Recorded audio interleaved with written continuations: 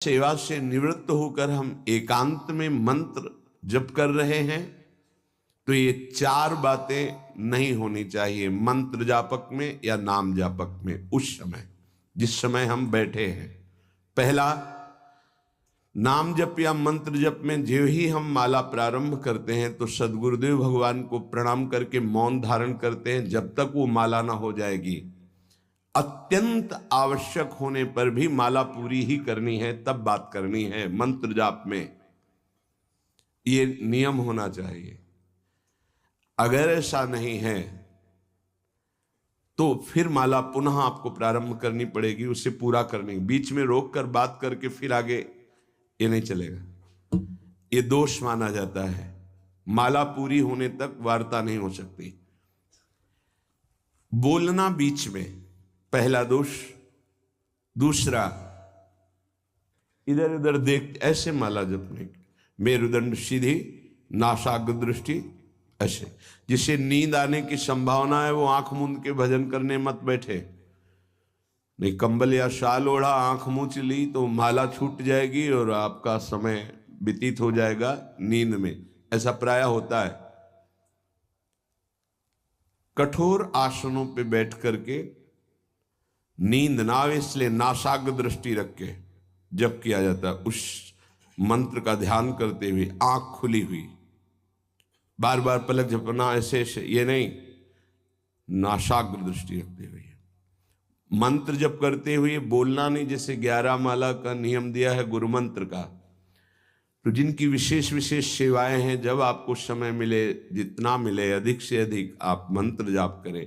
जब आप आसन पे बैठकर मंत्र जाप कर रहे हैं तो बोलना नहीं है, माला पूरी होने पर ही बात करें अगर कोई अत्यंत आवश्यक है।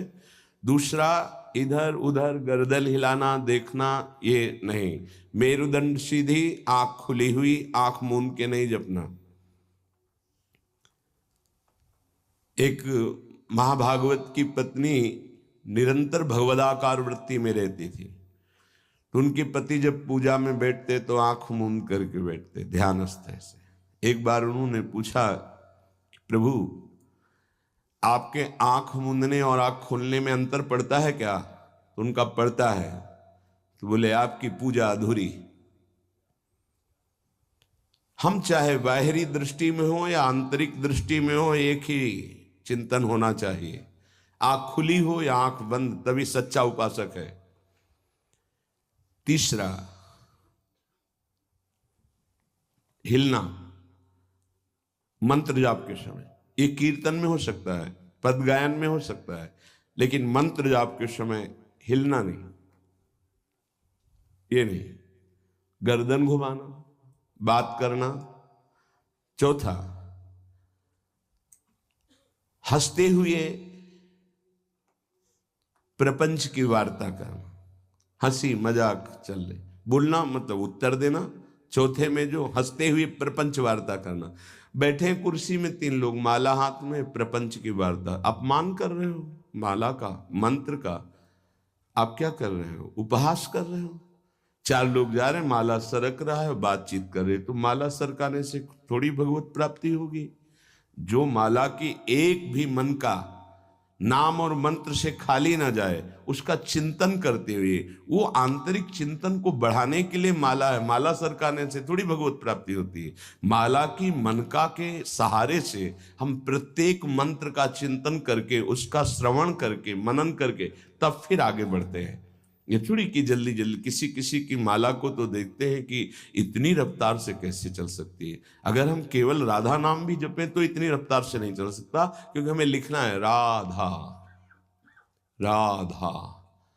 फिर अष्टादशाक्षर मंत्र या द्वादशाक्षर मंत्र, फिर इन मंत्रों को तो कैसे आप इतनी जल्दी, कैसे बिना अक्षर मात्रा दर्शन किए कैसे आप मन का सरका दिए? 11 माला बहुत होते हैं। अगर जिस पद्धति से कहते 11 माला कर लो तो बहुत जल्दी मानसिक सिद्धि प्राप्त हो जाए।